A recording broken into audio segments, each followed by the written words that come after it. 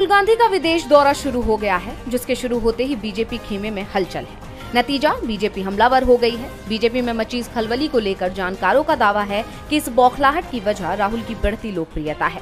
अब जहां अमेरिका यात्रा से बीजेपी की नींद उड़ी हुई है, तो वहीं राहुल की डोजो यात्रा के ऐलान ने भी पार्टी की टेंशन बढ़ा दी, क्योंकि बीजेपी जानती है कि राहुल गांधी की भारत जोड़ो यात्रा ने भारत में जबरदस्त तहलका मचाया था। ऐसे में अब राहुल गांधी नई यात्रा की तैयारी में जुट गए हैं, जिससे बीजेपी में खौफ है। दरअसल 7 सितंबर को कांग्रेस की भारत जोड़ो यात्रा को 2 साल पूरे हुए, तो कांग्रेस ने यात्रा की सफलता का जश्न मनाया, तो वहीं बीजेपी परेशान हो उठी। नफरत के बाजार में मोहब्बत की दुकान खोल रहा हूं। 4000 किलोमीटर की इस यात्रा को जनता से बेशुमार प्यार भी मिला। यहाँ तक कि इसका दूसरा एडिशन भारत जोड़ो न्याय यात्रा भी शुरू किया गया था, जिसमें राहुल गांधी ने 6713 किलोमीटर की दूरी तय की। तो भारत जोड़ो यात्रा के 2 साल पूरे होने पर खुशी जाहिर करते हुए राहुल गांधी ने ट्वीट लिखा, भारत जोड़ो यात्रा ने मुझे मौन की खूबसूरती सिखाई। जय जयकार करती भीड़ और नारों के बीच मुझे शोर को अनसुना करने और पूरी तरह से अपने बगल वाले व्यक्ति को हकीकत में सुनने के लिए उस पर ध्यान केंद्रित करने की शक्ति का पता चला। उन 145 दिनों में और उसके बाद के 2 सालों में मैंने अलग अलग पृष्ठभूमियों के हजारों भारतीयों को सुना है। यात्रा ने साबित कर दिया है कि भारतीय स्वाभाविक रूप से प्यार करने वाले लोग हैं। जब मैंने ये यात्रा शुरू की थी, तो मैंने कहा था कि मोहब्बत नफरत पर जीत हासिल करेगी और उम्मीद डर पर जीत हासिल करेगी। आज हमारा मिशन एक ही है, ये सुनिश्चित करना कि भारत माता की आवाज, मोहब्बत की आवाज हमारे प्यारे देश के हर कोने में सुनाई दे। फिलहाल राहुल गांधी का पूरा फोकस अमेरिका दौरे पर है। 3 दिवसीय इस दौरे में राहुल गांधी 8 सितंबर को अमेरिका के डलास शहर में होंगे। इसके बाद 9 और 10 सितंबर को वॉशिंगटन में रहेंगे। बीजेपी में भगदड़ शुरू हो चुकी है। उम्मीदवारों की पहली ही सूची आते ही बीजेपी में जो बगावत का दौर शुरू हुआ, वो थमने का नाम नहीं ले रहा है।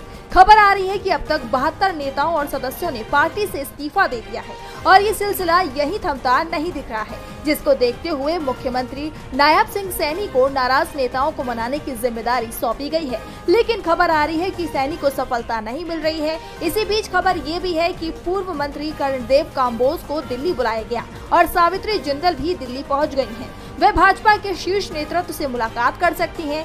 यानी भगदड़ के बीच बीजेपी ने डैमेज कंट्रोल करना शुरू कर दिया है।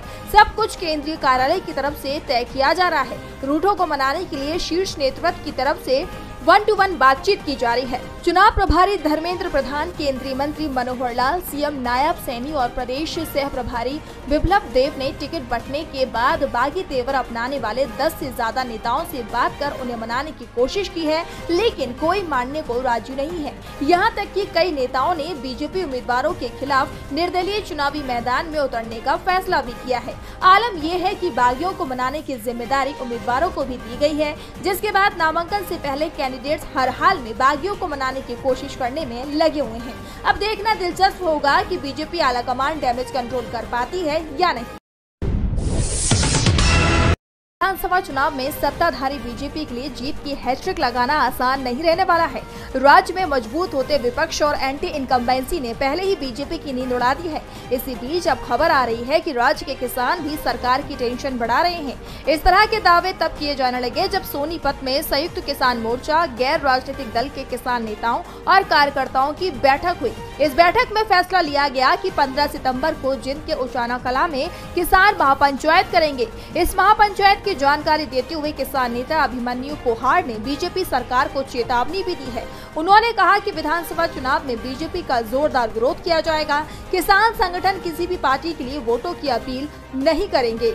हरियाणा से बीजेपी को साफ करने का काम करेंगे। किसान महापंचायत में देश भर से बड़े किसान नेता जुटेंगे। किसानों पर हुए लाठीचार्ज और किसान आंदोलन में शहीद हुए किसानों का बदला वोट की चोट से होगा। आपको बता दें कि इससे पहले भी किसान नेता सरकार पर निशाना साध चुके हैं। 5 सितंबर को उन्होंने एक पोस्ट लिखा था, जिसमें उन्होंने किसानों से बीजेपी के खिलाफ एकजुट होने की अपील की थी। उन्होंने कहा था कि विधानसभा चुनाव में इन तानाशाही व इन निरंकुश लोगों का ब्याज समेत हिसाब किताब करना है। ऐसे में अब किसान संगठनों की महापंचायत होनी है। देखना होगा कि किसान बीजेपी की जीत का रथ रोकने के लिए क्या रणनीति बना